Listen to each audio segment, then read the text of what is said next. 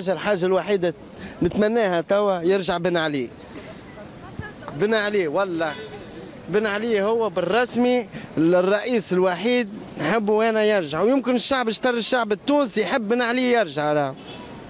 خاطر كان الامان وكانت الدنيا رخيصه والعباد تخدم على رواحها وما فما حتى شيء، صحيح سرقوا شويه هابوا شركه العصير، هاو الراجل يضرب في المليارات.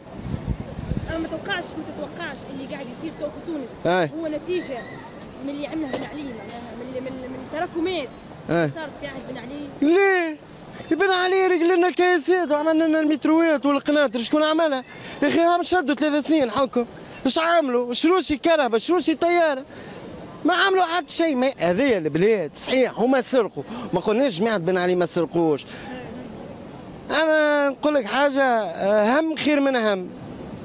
هذا ما السراق ودخلونا السلفيه اي نورمال، السراق ودخلونا السلفيه وهاك تشوف البلاد داخله في حي.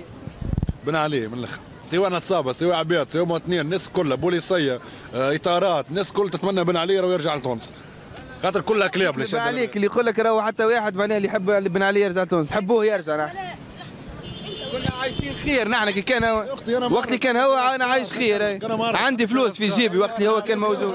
كانت رحمه هذا، كنت نعيش عباره بي دي جي، نخدم في بنك، نخدم في نفس التجاره موازيه وكناتريه ونهربوا والسلعه وامورنا واضحه. البوليس عايش والزواري عايش، الناس كلها عايش، تو كلها كيف كلها تاكل في العصا. كيلو فلفل ب 4000، كابا كوش ب 400 فرنك، باكو دخان كان ب 2500 تو ب 3500. دخان تونس ما فماش. الزواري ماهيش ما عادش. ما وين كيما خالد اسمه الاخر كافون عايشين في بوبيله من الاخر وعلى الاخر. ابار بن علي ما يصير احد، ابار تونس ابار بن علي ما يصير احد. لازم يجي حتى رئيس كيف هو من الاخر. في البلاد طرابلسي واسمه عماد اختي، بتحكي لي حتى وياه. يا بن علي. بن علي